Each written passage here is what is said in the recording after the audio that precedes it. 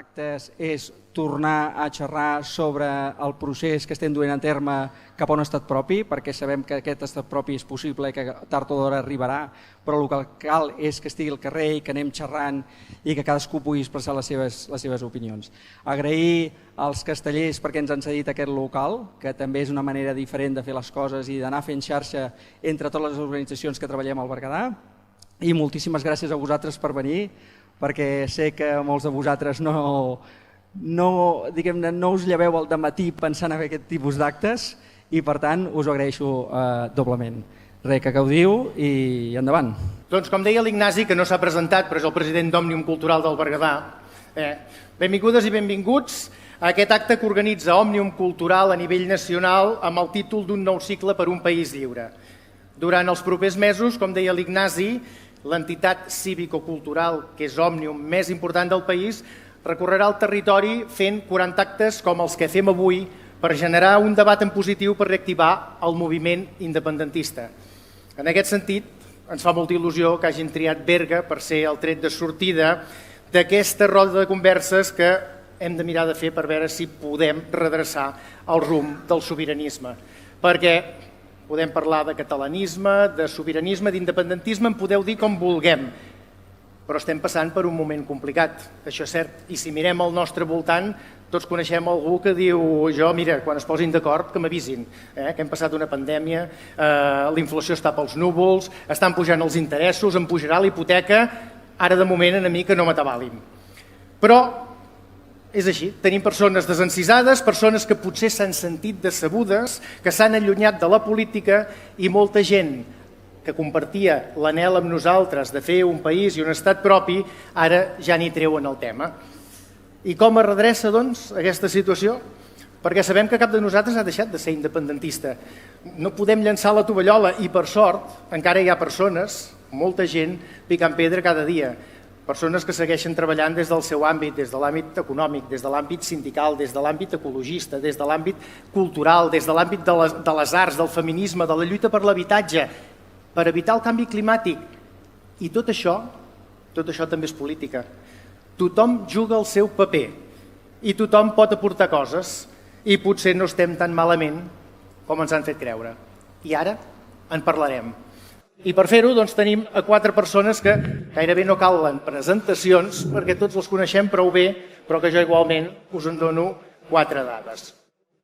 A la meva dreta tinc la Núria Piques, atleta professional de curses de llarga distància, amb una carrera esportiva curulla d'èxits i amb victòries en proves icòniques arreu del planeta. El 2011 participava per primera vegada en una ultratrail. Ara li demanava perquè sembla impossible que tot el que ha fet ho hagi fet en només 11 anys. La Cavalls del Vent, que vas acabar guanyant i batent el rècord femení de la prova. És doble campiona del món i victòria a l'ultratrail del Mont Blanc, que és el somni, també el seu, de qualsevol corredor de muntanya. L'1 d'octubre passat va reaparèixer a la Salomon Ultra Pirineu després de més de 4 anys parada. Va guanyar i va fer el rècord femení de la prova. És mare de bessons, bombera de la Generalitat, presentadora TV3, Creu de Sant Jordi i has estat diputada al Parlament de Catalunya fins fa poc temps. La Núria ha publicat 2 llibres, Corre per ser lliure i Ara o mai. Actualment està entrenant per afrontar la campanya del 2023 de curses de llarga distància. Núria, moltes gràcies per acompanyar-nos. A vosaltres per dir-m'ho i tant. A la seva dreta en Quim Forn, el coneixeu tots. És advocat i membre de la Junta Nacional d'Òmnium Cultural. Ha participat activament en diverses iniciatives socials i polítiques a favor de la nació i la cultura catalanes. Ha estat regidor de l'Ajuntament de Barcelona i també en va ser primer tinent d'alcalde. Va ser conseller d'Interior amb el president Puigdemont. Va ser condemnat a 10 anys i mig de presó pel Tribunal Suprem per un delicte de sedició i indultat 3 anys i 8 mesos després de presó. Actualment treballes al grup Mediapro i et donem la benvinguda a Berga aquesta tarda. Gràcies. A la seva dreta, Maria Costa, berguedana, emprenedora agroalimentària. Va néixer a Cal Rosal, en una família típica del Berguedà, de pare miner, de mare del textil i d'avis de pagès. De tots ells en va aprendre a entendre i estimar el territori i a valorar l'entorn i el patrimoni agrari i industrial. Titulada en Realització i Producció de Ràdio, Televisió i Espectacles, després de treballar durant 18 anys en diferents empreses del sector, vas decidir iniciar el projecte agroalimentari L'Escairador, amb els valors i coneixements dels teus pares sobre l'antic ofici i que ara ens ho podràs explicar millor d'aquí una mica. Forma part de diferents associacions i col·lectius com l'Associació de Dones del Món Rural, Pageses i Ramaderes de Catalunya o l'Associació Comarcal d'Empresaris del Berguedà, la CEP. L'objectiu, generar complicitats, explica ella, i reforçar el posicionament i la imatge de la nostra comarca i els seus productes agroalimentaris. Gràcies, Maria, per ser avui també aquí. A vosaltres. I finalment, el Ferran Canudes, ambientòleg, soci treballador d'Arada Creativitat Social i president del grup de defensa de la natura del Berguedà. També està implicat en el projecte d'Horta Cal Genola, que se centra en producció de verdura ecològica a l'Alt Berguedà i és un dels impulsors de Cal Blanchard, el projecte d'habitatge cooperatiu del barri Vell de Berga que es va presentar ara fa uns mesos. Però sobretot és punxa discos reconegut per tothom que des de fa uns quants anys ens fa ballar, ja sigui en festes majors o a la general.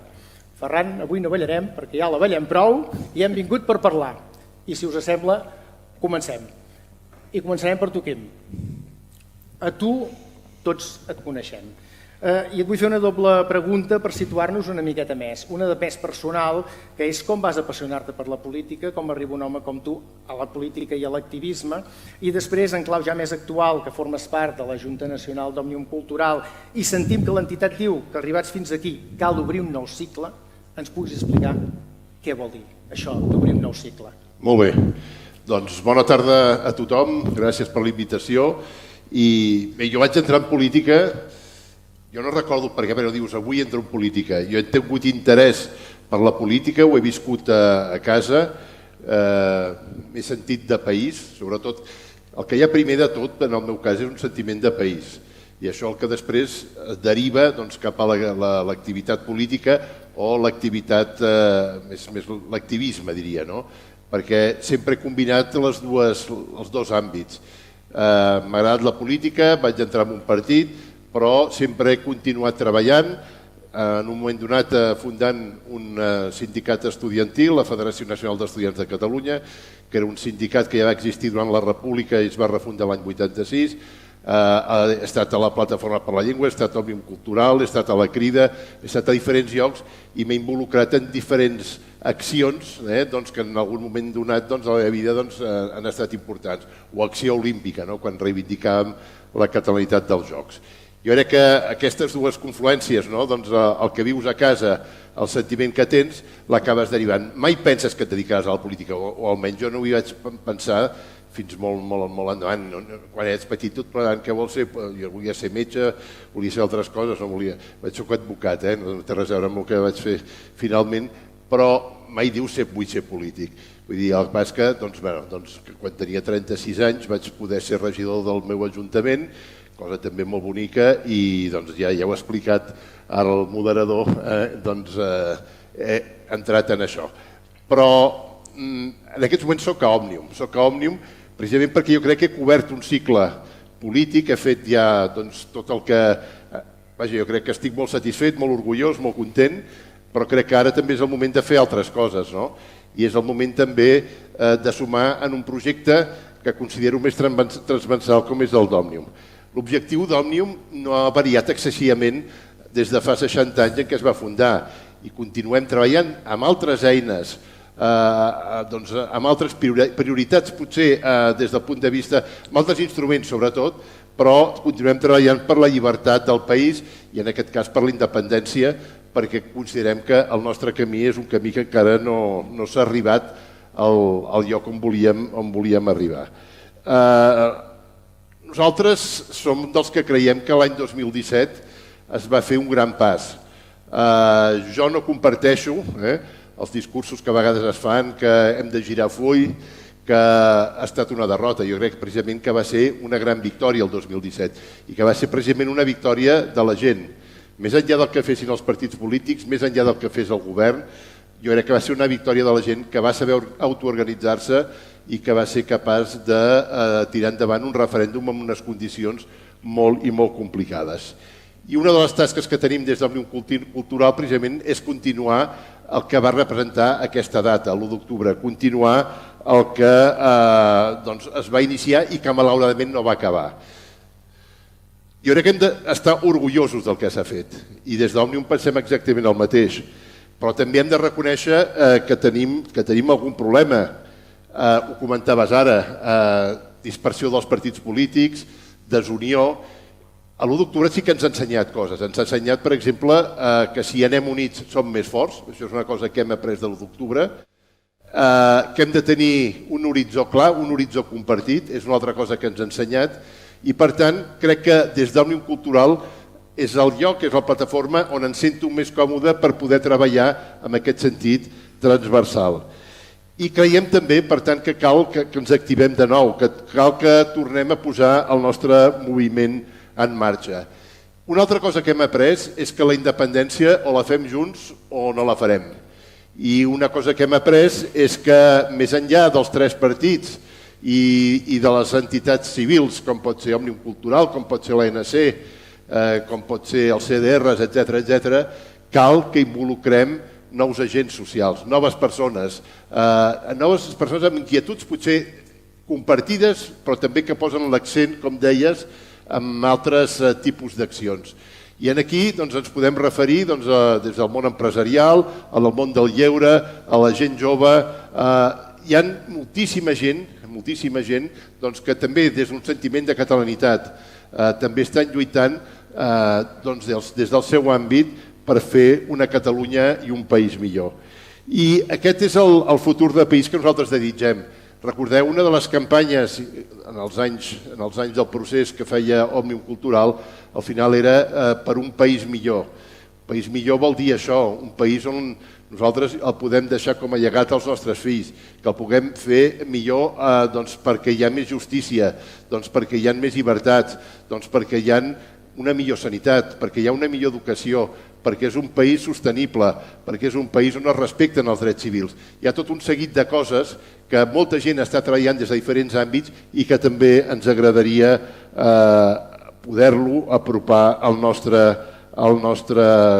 projecte comú.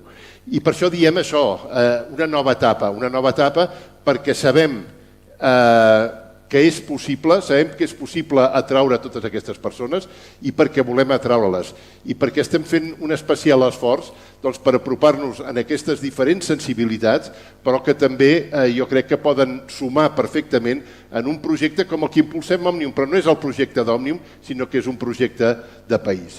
I aquesta és la feina, després suposo que amb altres preguntes podrem aprofundir més i concretar més, però aquesta és una mica la idea. Recosir, tornar a juntar la gent que pot tenir interessos diferents, però amb un tronc comú, que és el de país, que és el de la catalanitat, que és el de la llengua, que és el de la nostra cultura, de la nostra identitat. I aquest és el projecte, aquest nou cicle que volem començar amb altra gent i amb tots vosaltres. Entenc que fent una crida i apel·lant a la responsabilitat individual de cadascú.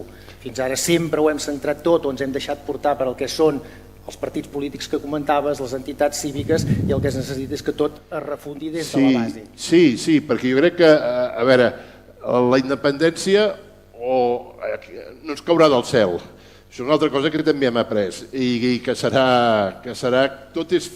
No hi ha res important que no es guanyi amb sacrifici, que es guanyi amb esforç. En tot cas, la Núria ens ho podrà explicar, això.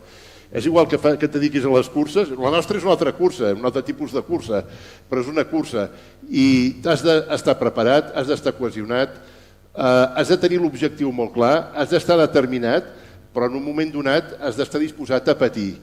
I tampoc demanem cap tipus d'heroïcitat a la gent, però a vegades hem de pensar simplement, escolta'm, entre l'anar a la presó i no estar-se estirat al sofà de casa mirant la televisió i dient soc independentista, no, hi ha un camí pel mig. I aquest camí quin és? El de la responsabilitat.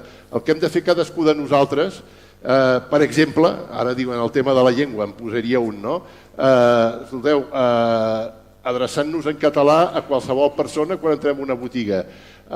Una cosa ben senzilla. O tenir contractades o anar a contractar empreses que siguin del país. Hi ha una sèrie de coses que podem fer que no requereixen cap heroïcitat, cap esforç, però que acaben enfortint el nostre projecte i les entitats, les persones, les empreses del nostre entorn. Per tant, de camí per córrer, de coses per fer, n'hi ha moltes, que, com deies tu, es basen en la pròpia responsabilitat. No necessites que algú te les digui. Les podem fer tots nosaltres des de casa sense cap tipus d'esforç. Doncs en seguirem parlant, però abans fem una primera roda perquè tots ens puguem presentar una miqueta millor. Deia Maria, quan t'he presentat, que tu ens ho explicaries molt millor. Com arribes tu, una noia d'aquí, de Cal Rosal, que al final es fa emprenedora i, a més, en un moment difícil i amb una activitat que per nosaltres el blat de moro escairat és una cosa molt pròpia, però per poder-ne viure s'ha de ser més que emprenedor. Com és que tu poses el foc en aquesta feina i t'hi llances després d'haver-te dedicat a la professió per la que havies estudiat? Sí, és tot una mica peculiar, no? Jo penso que és un acte una mica inconscient o irracional, però fomentat per l'estima a un territori. No va ser d'un dia per l'altre, abans ho comentàvem, abans de començar aquesta tertúlia. Soc filla de Cal Rosal, els pares van viure el que va ser la crisi de la indústria a la comarca. Jo em vaig trobar amb uns pares que amb 45 anys estaven prejubilats i vivint de subsidis, i a nosaltres ens deien, escolta, no, aquí a la comarca no teniu res a fer, formeu-vos, estudieu i aneu a buscar-vos la vida en un altre lloc. I això és el que feies, no? Perquè marxàvem tots en massa i no tornàvem. El que passa que sempre et queda allò de...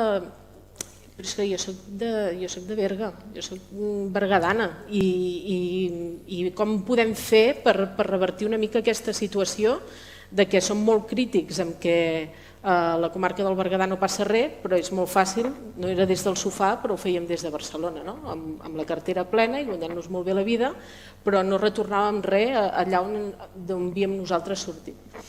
I res, dintre de la meva vida de voràgina laboral que tenia, que m'omplia molt, era una feina molt xula, si vols tu, amb més glamour que ser pagesa i molinera, però forçadament, allò que de vegades diuen he caigut del cavall, jo no vaig caure del cavall, vaig caure d'un pont, però vaig haver-me d'estar unes setmanes fent repòs a casa els pares i va ser quan, d'una reflexió pausada, vaig veure que el meu futur havia de passar per estar un altre cop al Berguedà.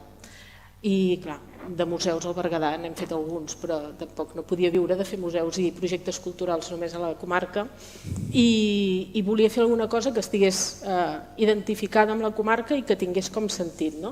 I va ser quan es van com alinear tots els astres, perquè a casa teníem una petita finca agrícola que els últims anys només es dedicava per l'autoconsum. El pare, quan es havia jubilat de la mina, havia recuperat unes pedres d'un antic molí escairador, el va posar en funcionament amb un motor d'una rentadora i una roda de bicicleta, uns invents d'algú que és mecànic i que té molt temps, i havia anat cultivant aquesta varietat singular de blat de moro que tenim a la comarca. I de tot això em va semblar que era com una oportunitat, de dir, ostres, un projecte que podem tornar a posar en valor un producte que està desapareixent, ja només ho cultivaven uns quants avis i s'escairava amb alguns molins a un garatge de casa o en un cobert agrícola, i res, vam estudiar una mica el producte, vam fer un pla de negoci, vam veure que no seria fàcil però tampoc era impossible, i podíem posar un granet de sorra en tornar a la comarca i potser encarrilar-ho cap a un model de projecte o d'activitat que fos sostenible en tots els sentits. Sostenible a nivell econòmic, evidentment, perquè si no, no en viuríem, i això era l'objectiu principal, però que era una activitat respectuosa amb l'entorn i també una activitat que ens permetia recuperar aquest patrimoni agroalimentari de la comarca i recuperar una mica l'orgull d'una cosa que tenia aquesta empremta, aquesta singularitat, perquè no la trobem enlloc més. Per tant, ens semblava que sí, que era singular, que era complex, però que podia ser una línia cap on nosaltres ens agradaria que fos aquest Berguedà. Doncs, si volem començar aquest nou cicle que comentàvem, s'ha de fer des de la terra, des de les arrels, i vosaltres les treballeu. O sigui que està molt bé. I tu, Ferran, també una miqueta, amb continuïtat, defensa del territori, però tu ets un urbanita, tu vas néixer aquí a Berga, a més ets punxadiscos, o sigui que et va a la marxa i llavors et dediques a la defensa de la natura, del territori. Com hi arribes aquí? Bé, jo no estic gaire acostumat a aquest tipus de xerrades i amb aquests cables i tantes històries, però estic molt content que m'heu convidat i gràcies també agrair a Òmnium l'organització d'aquests actes, que crec que són molt sants i necessaris per parlar entre tots de com hem d'afrontar aquest futur. Una mica la defensa del territori em sorgeix com a jove, veure el futur que ens ve a sobre i espantar-te una mica, perquè al final estem en un context de múltiples emergències, però entre elles l'ecològica, i ho sabem, en som tots conscients, ens estan ametrallant cada dia els mitjans de comunicació amb la crisi de la biodiversitat, l'augment de temperatures, la crisi energètica, que ara s'ha accentuat amb tot el conflicte rus, però ja és un tema que ve de molt lluny, en tot el tema de residus, etc. I per tant tenim com una pressió molt important, i que és normal perquè estem en un context molt excepcional, però sí que cal, jo penso que és important explicar o ser conscients que nosaltres com a individus o com a persones individuals no som els responsables directes d'haver arribat fins a aquest punt, i això que crec que és important, que no ens culpabilitzem a nivell individual d'haver arribat fins aquí, perquè hi ha moltes vegades que arribar a aquest nivell de pressió i d'haver de sentir-te molt forçat a reciclar, sentir-te molt forçat a estalviar energia, que evidentment és molt necessari, no sortiré d'aquí dient-vos que no recicleu això, només faltaria, però crec que s'ha d'anar una mica un pas més enllà i agafar una mica la perspectiva i veure d'on venim i per què hem arribat aquí. I això penso que és un exercici que es fa relativament poc, es posa com molt el focus en l'individual, en les conductes individuals, i al final jo crec que el problema, des del meu punt de vista, és algo molt més estructural del sistema capitalista que ha avançat a les últimes dècades, creixent indefinidament i ignorant una mica els límits que té aquest planeta. Tenim un planeta finit amb uns materials concrets i sembla que el sistema econòmic actual, hegemònic, no contempla aquests límits i es desenvolupa indefinidament. Quelcom que és una cosa una mica perversa, tenint en compte que hi haurà un moment que s'acabarà i ens aboquem una mica a un col·lapse, que ja s'està parlant d'alguna manera. Llavors, una mica em començo a militar o interessar-me una mica per aquests temes, veient una mica aquest context i analitzant-lo durant tots aquests anys. Llavors, la defensa del territori, aquí, si després ja en parlarem, però hi ha diversos projectes o diverses coses que han sortit relativament recents, com els Jocs Olímpics, tot de qüestions que no ens semblaven que tinguessin més lògica en el context actual, i llavors com a joves o com a entitat de grup de defensa ens hem posicionat. Llavors, bàsicament la defensa del territori surt en aquest sentit.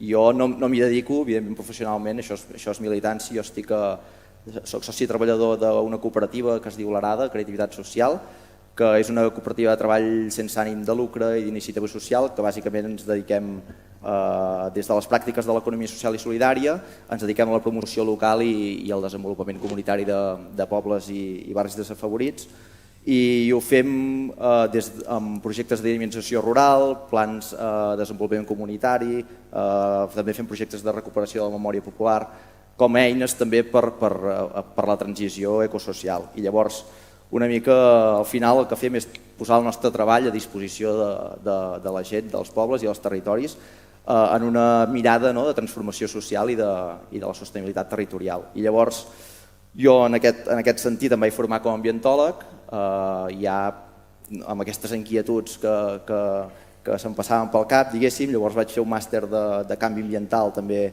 a la Universitat de Girona i ara vinculat amb l'Arada també estic fent un doctorat industrial també amb la Universitat de Barcelona i llavors per seguir una mica, diguéssim, tot aquest recorregut. Molt bé, aniríem parlant i em surten preguntes que et faria, però seguim la roda i ens quedes tu, Núria, perquè que et presentis, no sé què t'hem de presentar, vull dir, ets un referent com a atleta, com a campiona, com a persona, i ho has guanyat tot. Ets mare, has estat a la política, t'hem vist defensant el país i ara què et queda per fer? La meva mare ja m'ho diu, que em guardi coses per la propera vida, que si no m'avorriré. No, jo soc una persona que m'agrada viure la vida per etapes, m'agrada molt aprendre, però soc una gran amant de l'esport. L'esport és la meva vida. Si una Núria Pica sense esport i muntanya m'apago per complet. Per tant, al final sempre acabo al mateix lloc. Jo penso que és molt important, jo visc molt per objectius, em costa molt motivar-me si no tinc un objectiu, és a dir, també córrer per córrer o escalar per escalar potser no ho faré si jo no em poso un objectiu ambiciós a davant. Objectius difícils però que no siguin impossibles, no? Com ja la independència, que és molt difícil però no ho sabem que sigui impossible. Per tant, hi ha una mica aquest símil amb les ultratrails i el que persegueix el nostre país. Jo soc corredora de llarga distància, són curses molt i molt llargues que costen molt, no tan sols fer-les i acabar, sinó estar a la línia de sortida. I sempre ho he dit, per mi l'èxit és estar a la línia de sortida, perquè estar a la línia de sortida vol dir que ens hem preparat, que estem amb possibilitats de fer-ho, amb possibilitats de lluitar i després doncs, a intentar lluitar al màxim. No? Per tant, per mi ja és un èxit estar senzillament a la plaça Porxada de Bagà esperant el tret de sortida d'una Salomon Ultra Pirineu. A mi moltes vegades se m'ha dit que no podria tornar a córrer. Se'm va dir l'any 2000, quan em vaig trencar l'os astràgal del peu esquerre, els metges em van dir que no podria tornar mai més a córrer, inclús a caminar si no feia una bona recuperació. No estaven tampoc tan lluny de la realitat, realment vaig estar 9 anys sense poder tornar a córrer o a competir i ho vaig fer quan vaig venir a viure aquí a Berga. Jo soc de Manresa, del Bages, i per sort la vida em va portar aquí al Berguedà i clar, tot és tan bonic, tenim Caral, la Figuerassa, que pensava, ostres, és que és molt maco, jo no puc no anar a veure tots aquests llocs. I encara que em fes mal al peu, doncs anava a Caral i ho feia ràpid, a mi m'agrada anar ràpid a la vida, volia anar a la Figuerassa i encara que em fes mal al peu ho feia, m'agradava pujar al Pedraforca 2 vegades, em feia mal al peu però hi tornava perquè em compensava més veure tot el que veia i sentir tot el que sentia encara que em fes mal al peu, fins que al final el peu es va acostumar a aquesta manera de viure. I a partir d'aquí el 2011 va passar el meu miracle esportiu, que va ser que vaig fer cas a un company de feina i em va dir de que corrés Cavalls del Vent, 83 quilòmetres. Jo com que no sé dir que no, com m'ha passat tota la vida, no vaig saber dir que no quan se'm va oferir la possibilitat d'estar en una llista per Esquerra o moltes altres coses, aquell dia li vaig dir al Toni Baños, sí, som-hi, faré la Cavalls del Vent, 83 quilòmetres. Doncs va anar bé, va anar molt bé, vaig guanyar la prova. Vas fer rècord de la prova. Vaig fer el rècord de la prova el 2011 i a partir d'aquí se'm va obrir un món. M'ha tornat a passar, el 2018 vaig haver de plegar a Madeira, el peu em va dir prou, tinc una artrosi, és com un joguet trencat que el vam apedaçar, però aquest joguet al final ja està trencat, al final tard o d'hora acaba patant. El 2018 va dir prou i em van operar. Em van operar just abans del Covid, la recuperació va anar fatal perquè ens van tancar, no vaig poder anar a recuperar-me durant els mesos que va durar tot el show i al final vaig tornar a reviure una mica el que havia reviscut el 2011. Vaig pensar, ostres, per què no? Va, tornem-hi, amb dolor, correm. El mes de gener estava corrent 8 minuts, només, feia 8 minuts i tornava a casa 10, 12, fins que em vaig posar l'objectiu aquest que estic perseguint sempre, objectius difícils, no impossibles, que va ser, ostres, reaparèixer a l'Ultra Pirineu seria brutal. I ho vas fer, i de quina manera? Esclar, tenint sobretot un full de ruta, que després en parlarem, envoltant-me dels millors i sobretot creure-hi, visualitzar-ho i quan va ser el moment lluitar al màxim, malgrat el patiment, el dolor, la clau va ser aquesta. I em va molt bé això que has explicat de que l'èxit està en ser la línia de sortida. Ara ja anant-nos a lo que és l'àmbit col·lectiu, estem a la línia de sortida d'aquest nou cicle. Com veus tu el futur en vistes a aquesta construcció d'aquest futur que volem tots en comú d'un estat, un país lliure? Jo penso que malauradament soc una persona molt optimista, pot respondria que no. I hem de ser francs. El Quim abans ha dit que va ser una victòria, que no ha sigut una derrota. Jo penso que l'1 d'octubre va ser una victòria aplastant, però va ser una victòria d'una batalla. I jo considero que ara n'hem perdut moltes de batalles, i és així, n'hem perdut moltes. La guerra no l'hem perdut, però n'hem perdut un munt de batalles. Per mi la més important és que ens haguem barallat entre nosaltres. Jo penso que això no es pot permetre, a mi és el que em fa enrabiar més, no? I és el problema que hem tingut tota la vida. Jo penso que ha sigut una mica conseqüència d'aquesta impotència, amb aquest estat opressor tan gran, ja no només l'estat espanyol, sinó aquest grup d'estats que és Europa, que se'ns ha menjat amb patates i al final ens hem acabat com barallant amb nosaltres perquè no tenim, no sé, les armes necessàries per sortir d'aquest atzucac en què està vivint el nostre país. Hi ha desencís, jo veig les cares, és com si vigués la meva mare, que ara la meva mare està enfadada, està enrabiada, desil·lusionada, però per sort tenim memòria i això és molt important. Això és molt important perquè els meus fills tenen memòria i els meus fills han estat a l'1 d'octubre, ara que estem al 2022, fa 5 anys, els meus fills tenien 6 anys i els fills i els vostres nets també tenen memòria, això és molt important. Jo me'n recordo quan era petita que en un concert a la plaça Major de Manresa amb el Raimon i me'n recordo que amb 3 anys vaig veure la mare plorar en aquell concert i és la memòria aquesta que penso que no ara però més endavant crec que tornarem a tenir una oportunitat com jo he tingut en el món de les curses de muntanya quan se'm va dir que no podria tornar mai a córrer. Per tant, n'estic convençuda però penso que ara no és el moment perquè estem en plena ressaca. Penso que hem de tornar a il·lusionar la gent però és un moment de calma, de tornar a agafar forces mica en mica i jo crec que tornarà a arribar l'oportunitat. Però el que dic, hem d'anar a la una, hem de tenir un objectiu clar, hem de saber la manera com fer-ho i per mi aquestes són les armes més importants. Doncs Quim, a partir del que diu la Núria, aquests descosits, a Òmnium ens ho mirem ja tot en clau de futur. Pensem, si no em corregeixes, que el passat està passat, ens ha de servir per mantenir la memòria, però el que hem de fer és mirar endavant. Què s'ha de fer per sorgir aquests descosits? Què proposem des d'Òmnium per seguir endavant?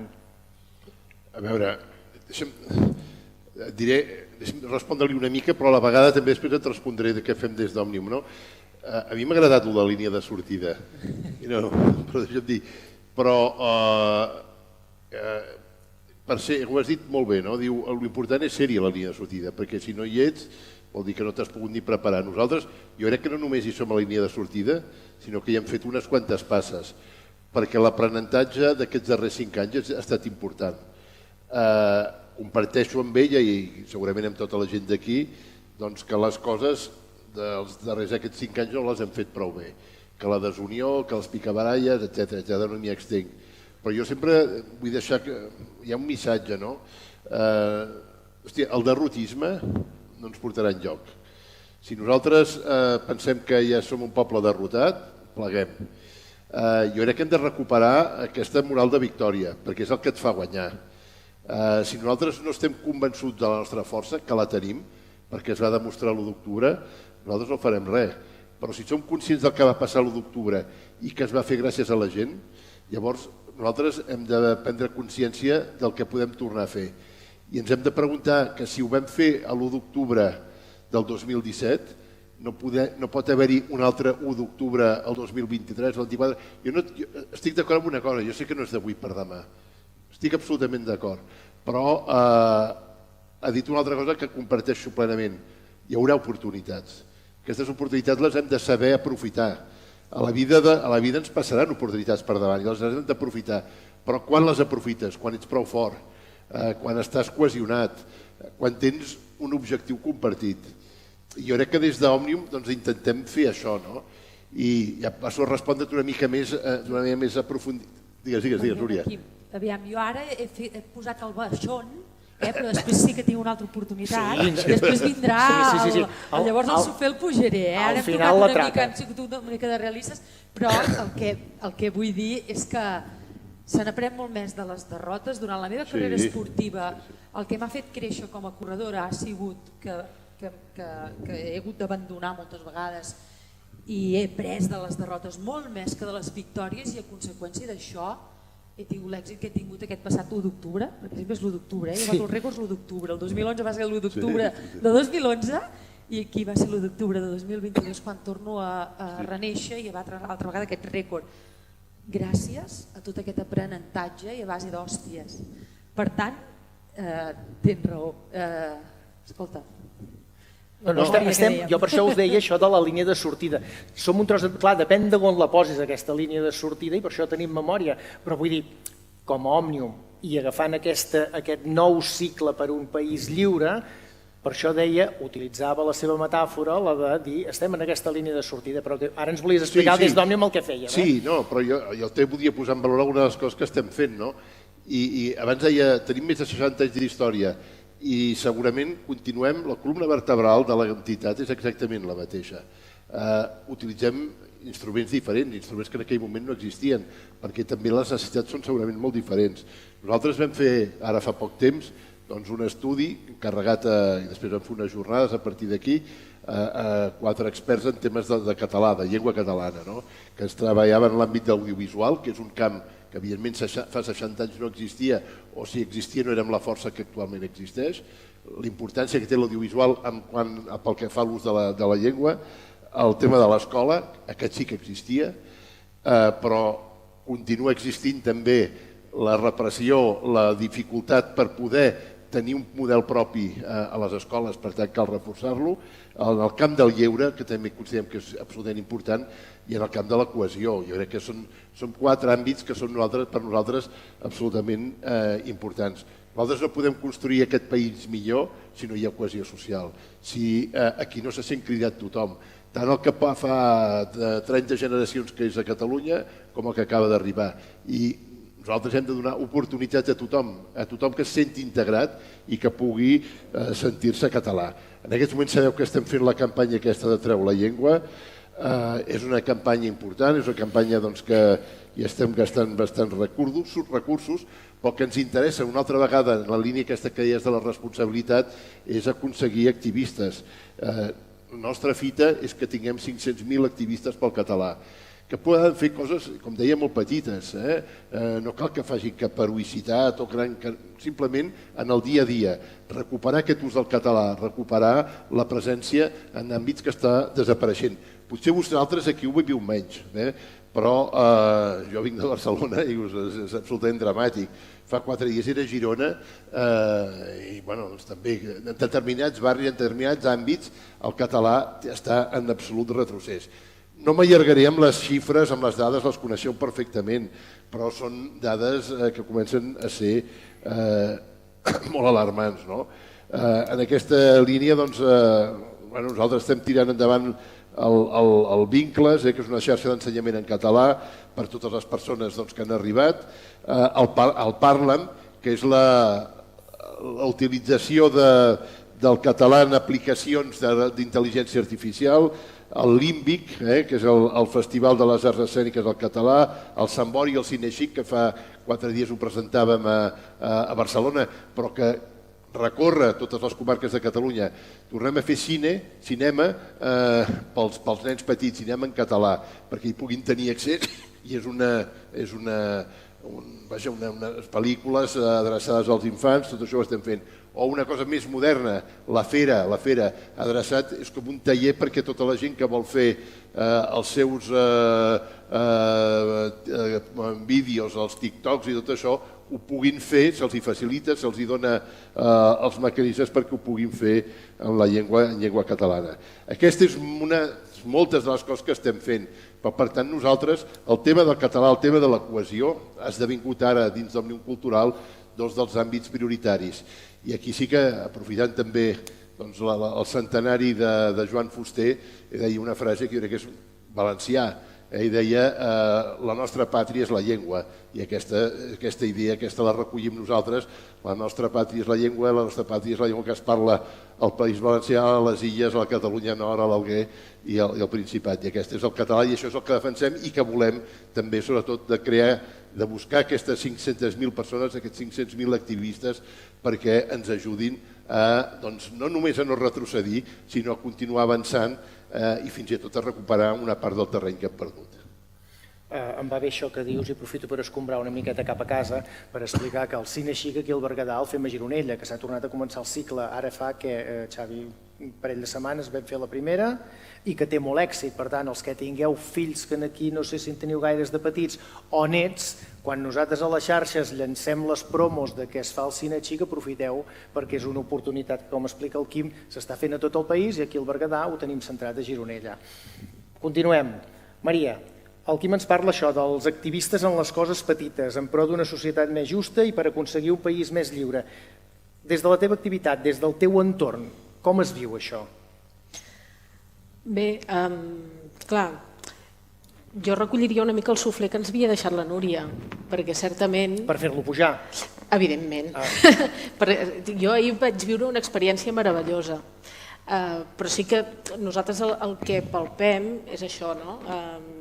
Hem vingut d'aquests anys difícils, hem passat una pandèmia, hem estat també molt desconnectats entre nosaltres i això ens ha fet agafar aquesta mica de mal humor, per dir-ho d'una manera, molt transversal i en moltes àrees, i si ens centréssim després en l'activitat econòmica també tenim moltes dificultats de vegades per poder desenvolupar-la correctament.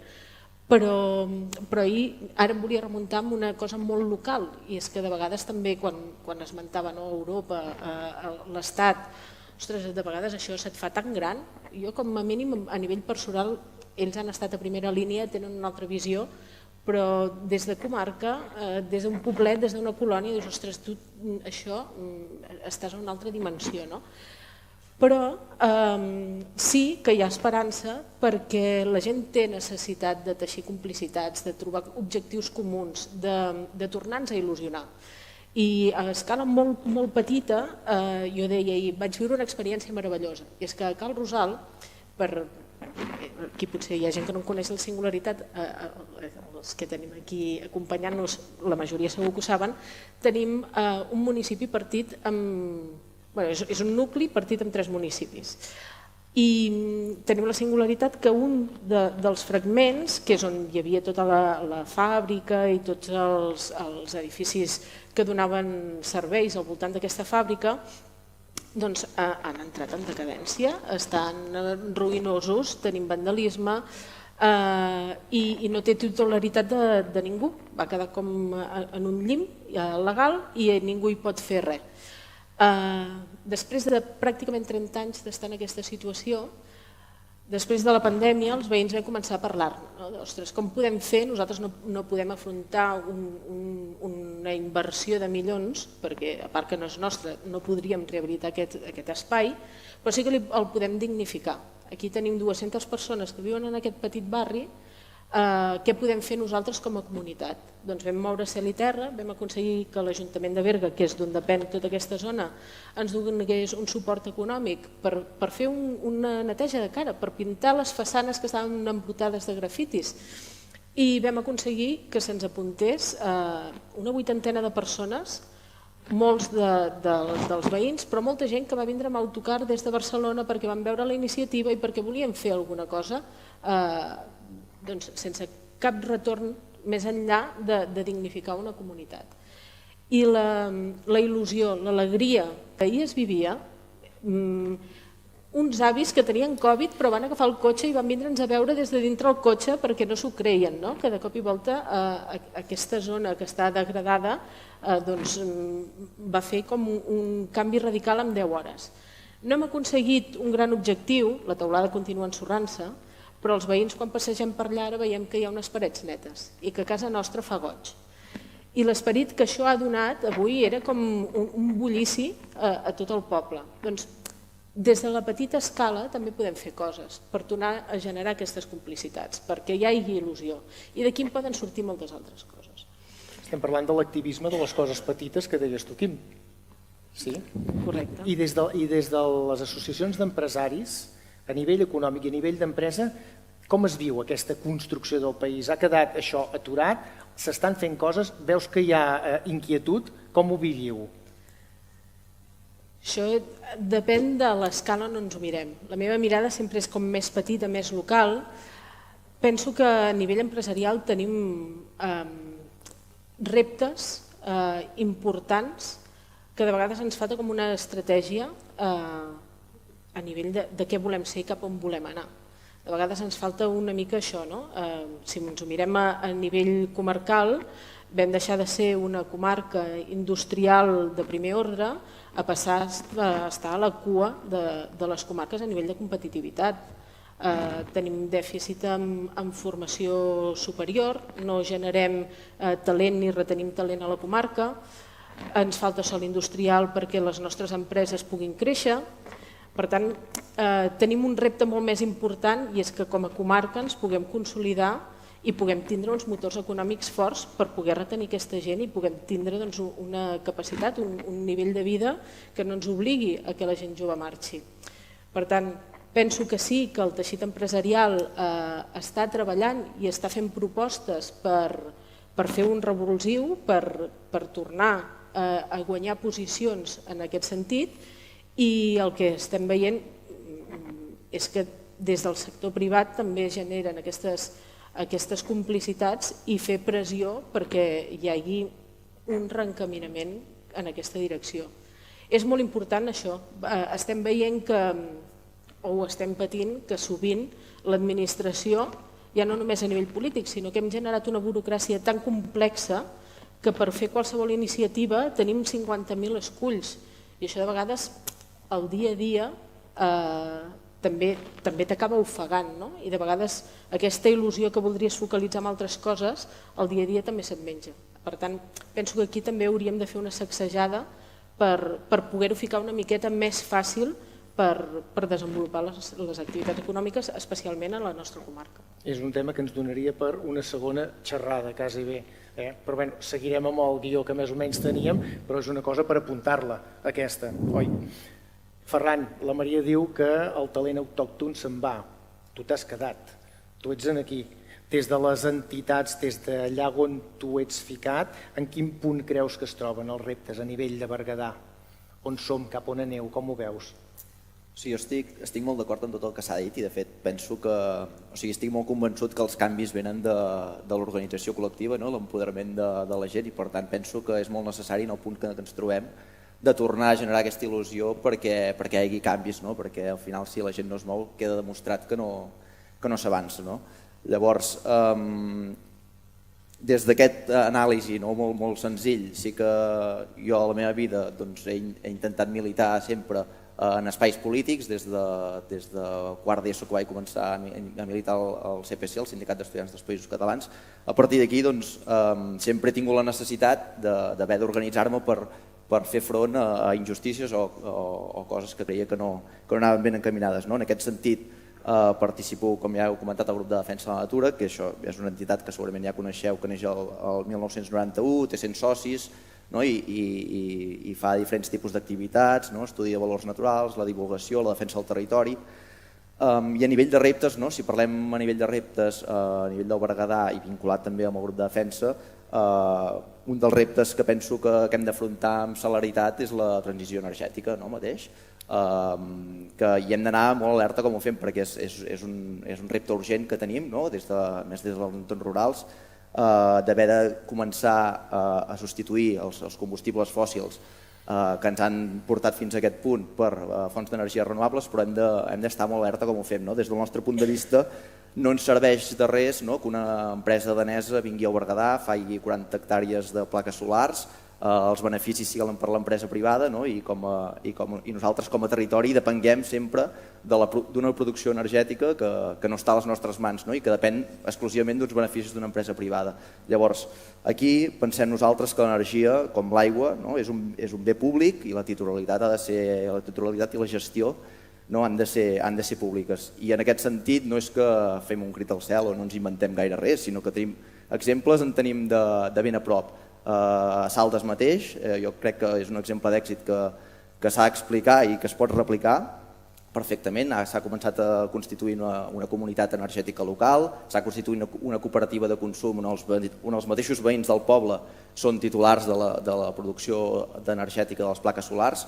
Aviat també han fet moltes passes endavant amb el tema de l'autoconsum. Per tant, nosaltres quan diem això, que l'energia ha de ser pública, ha de ser per la gent del territori, no ens estem inventant gaire res, sinó que hi ha exemples ja d'èxit ben a prop, que l'únic que hem de fer és intentar-ho replicar, i penso que és interessant que també fer-ho conèixer, perquè està passant, i crec que és un repte que tenim com a comarca, que ja s'està fent bé en alguns llocs i que cal que continuem replicant, i sobretot no deixar, diguéssim, el territori en mans d'algú que no controlem directament, perquè això ens fa ser especialment vulnerables en aquest context d'emergència climàtica.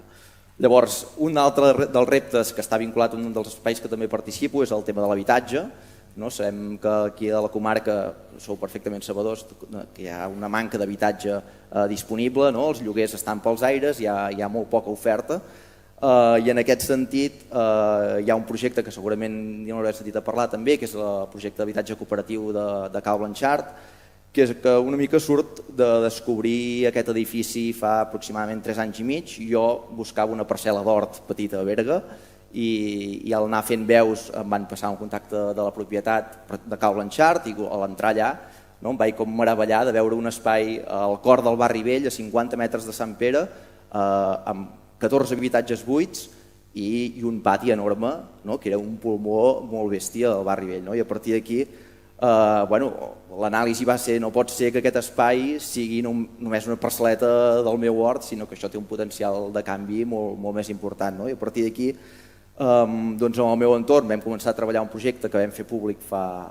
un parell o 3 de mesos, i una mica els objectius que persegueix és, per una banda, treure aquests 14 habitatges del mercat immobiliari, és a dir, la cooperativa és qui compra l'edifici i són els socis habitants qui fixen els preus d'aquests habitatges i les quotes mensuals. Per tant, el fet que aquesta cooperativa compri aquest edifici automàticament fa que aquest edifici surti al mercat immobiliari especulador, que és el que ha portat el barri vell en aquesta situació de degradació. Això és un objectiu molt principal, oferir habitatge digne i estable a la gent del territori.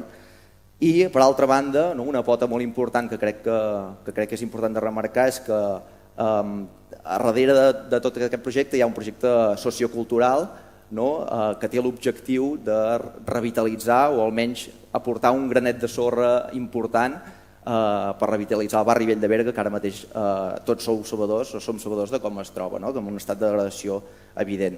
Ja només pel fet que hi vagin una vintena de persones a viure ja implica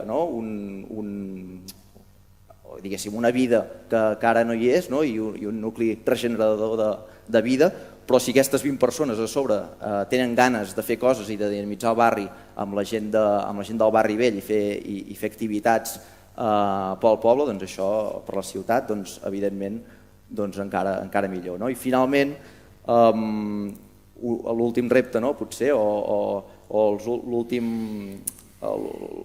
el tema del que estic una mica posat és amb l'Horta de Cal Genola, que ho has comentat al principi també. És un projecte que he compartit amb la meva companya, que vam iniciar fa un parell d'anys, que és un projecte molt petitet, és una horta ecològica de muntanya, és un projecte molt petit i molt humil que té 2 objectius principals. Fem unes 25 cistelles setmanals, servim en restaurants i botigues de l'Alt Berguedà, i bàsicament respon a 2 objectius. Per una banda, acostar la producció i el consum de producte alimentari. A dia d'avui estem immersos en una gran indústria alimentària que ens ha portat aquesta globalització, que ens podem trobar al supermercat, que tu vas al supermercat i trobes productes que venen de l'altra punta del món amb els conseqüents impactes ambientals i socials que això genera.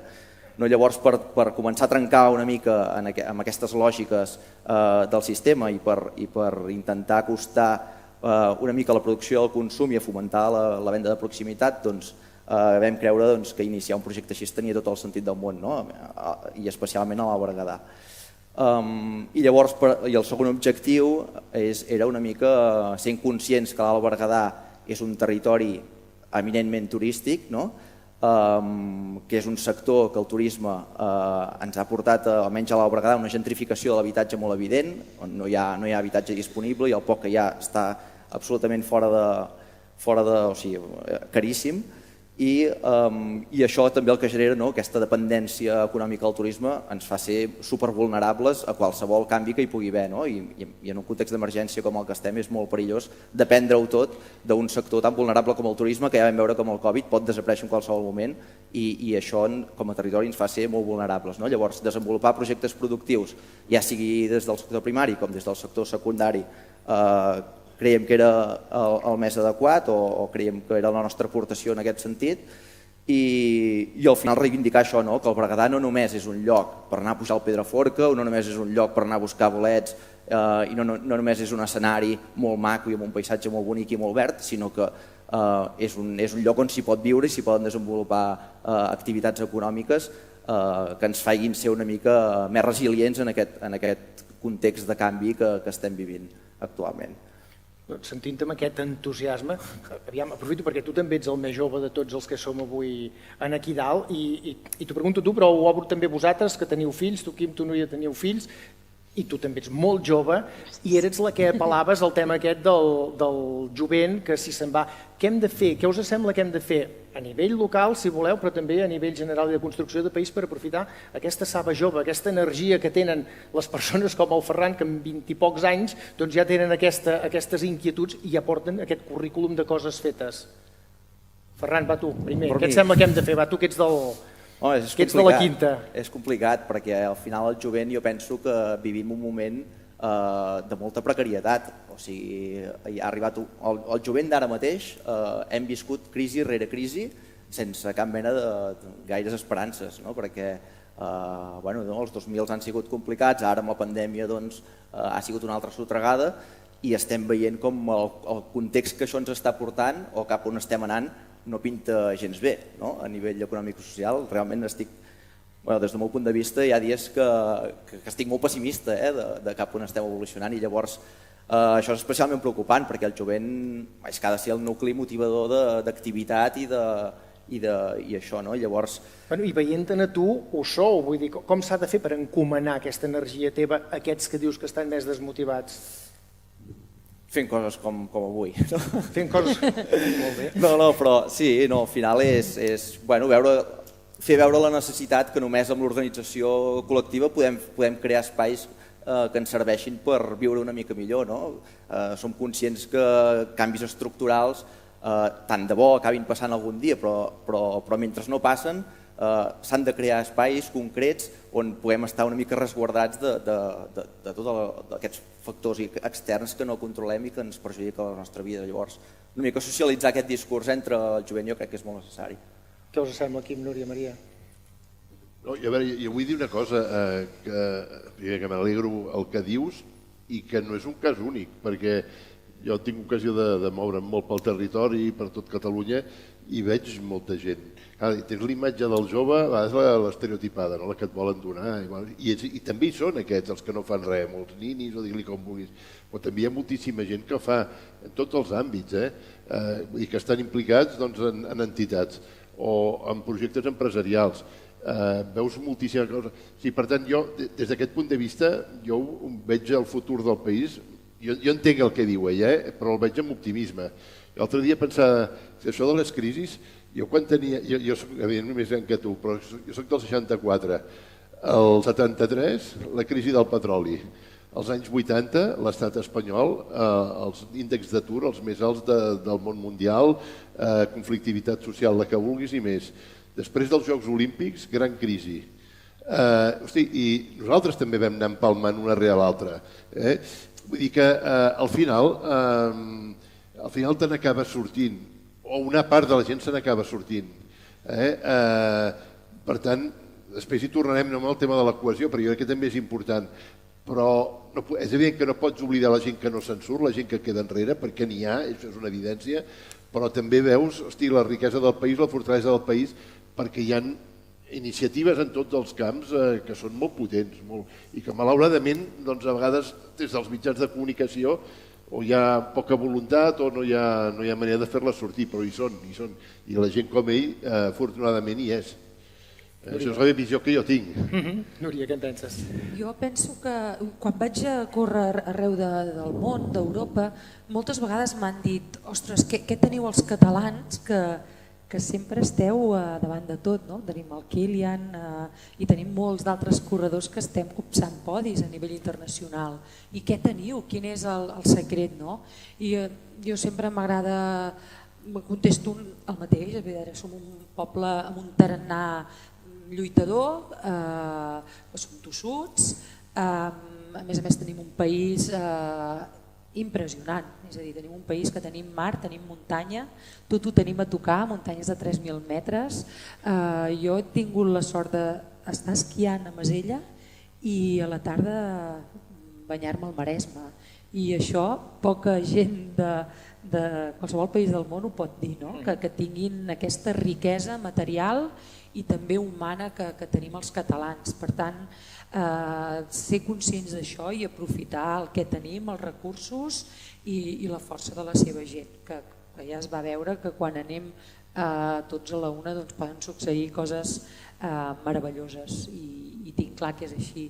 I m'hi trobo moltes vegades amb aquesta pregunta que tenim els catalans, i és molt interessant. Sí.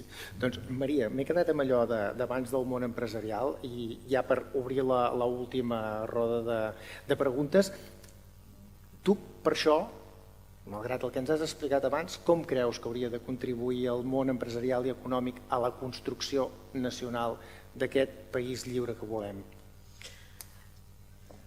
Penso que hauríem d'intentar incidir en què s'aconseguís construir una imatge de país com a país, perquè moltes vegades des de la perspectiva de comarques tenim una visió molt urbanocentrista, i penso que aquí tenim molta feina a fer, a reivindicar que volem un país econòmicament parlant, però socialment també, pensat amb tota la diversitat que tenim en el territori. Abans el Ferran parlava de que hem de ser sobirans energèticament, alimentàriament, però també industrialment. Tenim desequilibris molt importants. Des de l'òptica que conec més, que és el sector primari, som líders en exportació de carn porcina, però això ens està destrossant parts molt importants i molt riques del nostre territori. I això de vegades és fruit d'una falta, penso, d'imaginar-nos com volem que sigui aquest país en el futur. O sigui, no podem estar fomentant l'exportació, volent defensar la ramaderia extensiva i després potenciant la fabricació de carn sintètica. O sigui, perdó, i això ens ve una mica de la gent que ens lidera, no? Però ja no només a escala catalana, que de vegades diem que això és cosa de l'Estat o que són les polítiques que ens venen d'Europa. Si nosaltres viatgem una mica, formo part del col·lectiu de l'Associació de les Dones del Món Rural. Ens movem per Catalunya principalment, però tenim molts contactes per Espanya. Fa poc hem estat a la Baixa Saxònia i tenim els mateixos marcs legals, però ens desenvolupem de maneres molt diferents. Per tant, des del sector empresarial penso que és això, reivindicar un disseny de com volem ser amb unes estratègies clares i trobar una mica com ho repartim en tot el territori. Jo què sé, pensava abans que deies l'energia. No podem esperar que hi hagi comarques de segona, tercera o quarta. No podem tindre un territori que potser no té capacitat de defensar-se, depèn com la Terra Alta, trufat de molins de vent, perquè hi han anat allà projectes especulatius que han aconseguit allà implantar-se per 4 duros i la gent del territori que no consumeixen energia l'estiguin generant allà.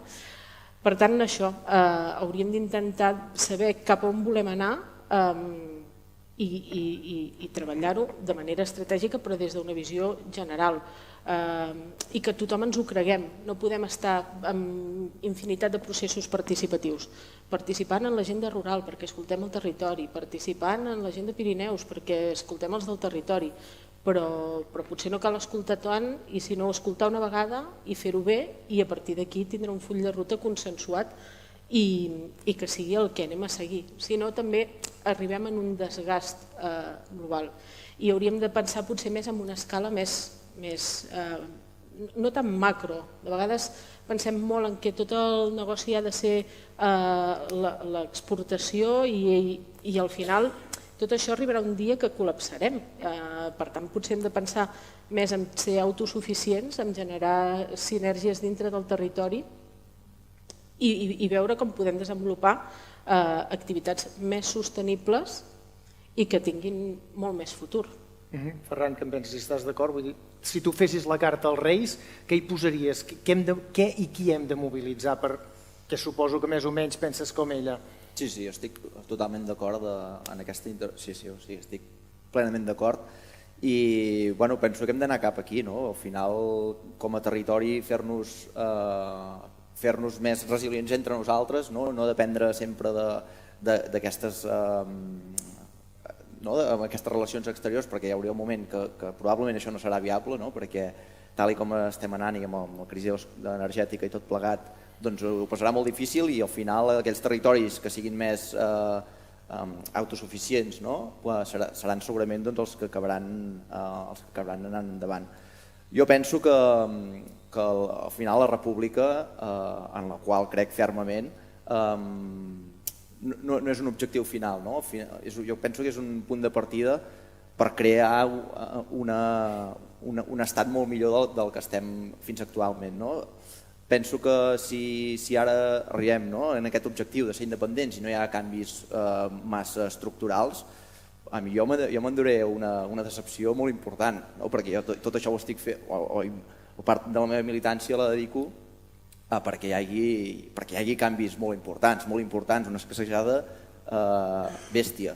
I si no hi és, doncs aquest somni que podia aspirar de l'alliberament dels països catalans, que confio que tard o d'hora arribarà, doncs la veritat és que se m'estroncaria una mica, se m'estroncaria del tot, perquè penso que realment fem tot això amb l'objectiu de viure millor i si no ho aconseguim haurà sigut una derrota, llavors sí.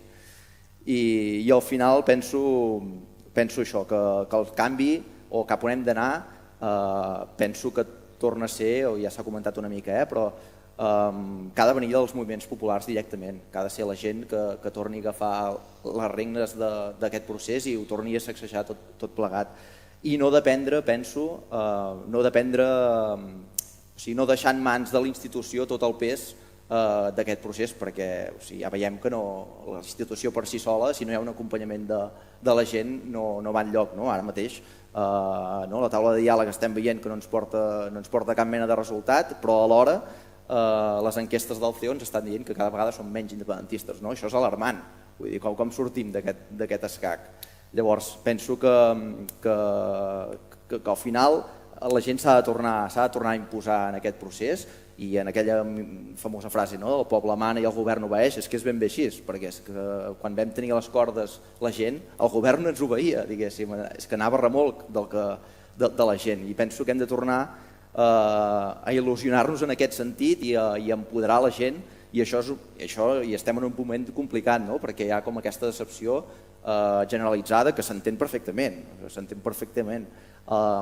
i penso que aquesta il·lusió que hem de tornar a agafar, també una manera de tornar a il·lusionar és socialitzar o fer coneixedor a la gent que realment aquest estat que pretenem fer hi haurà canvis i que la gent realment hem de viure millor d'alguna manera, i penso que si això no s'acaba de traslladar, sobretot que l'objectiu no sigui només arribar a la independència, perquè si no la gent pot pensar, arribarem a la independència i que estarem com ara, més o menys, tindrem un DNI català, això.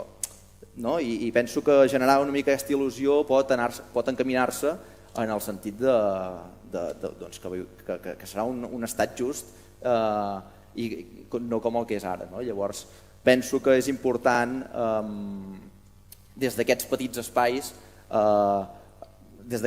espais transformadors crear aquestes petites llavors que ens poden anar fent créixer i augmentar, articular un canvi més a nivell nacional, però penso que passar de la teoria passar de la teoria a la pràctica crec que és important, que no només ens queixem i no només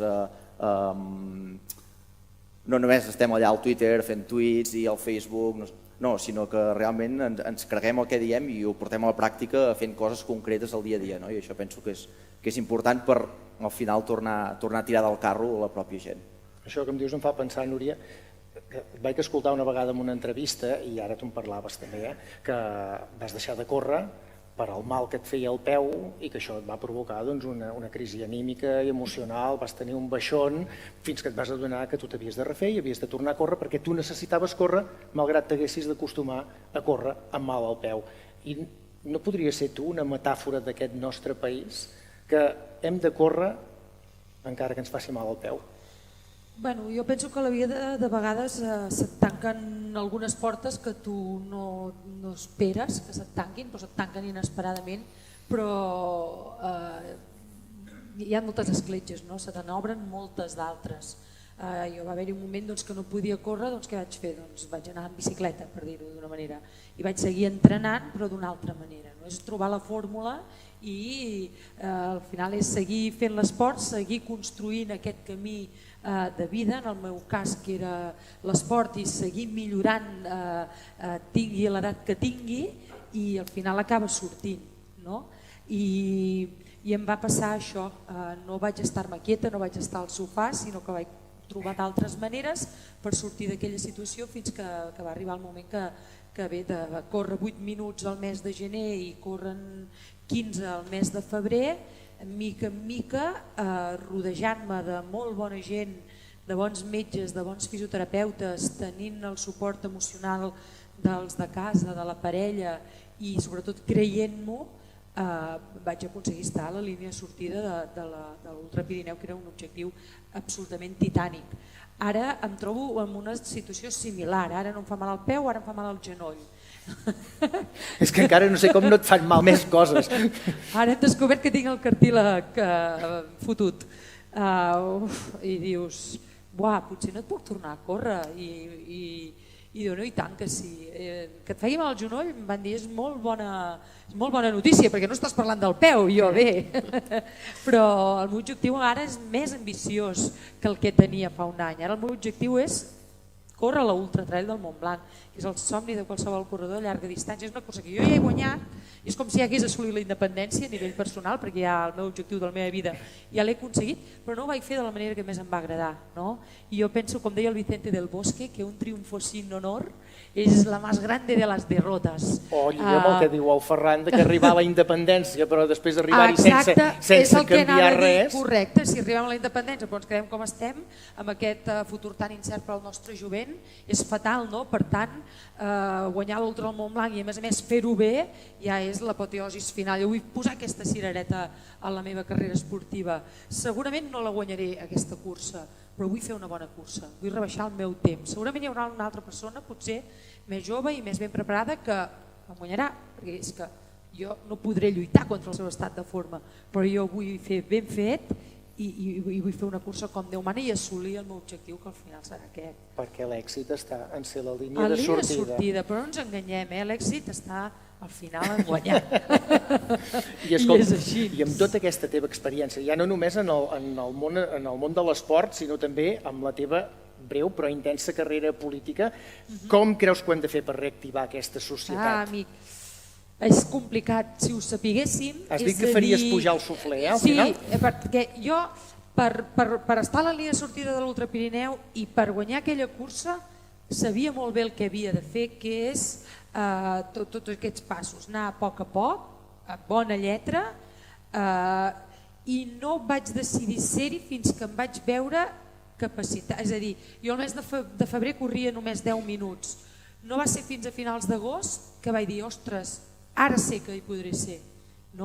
Per tant, penso que si volem tornar-hi a ser, hem de fer el cop definitiu quan estiguem convençuts de que ho podem fer, no podem anar a mitges.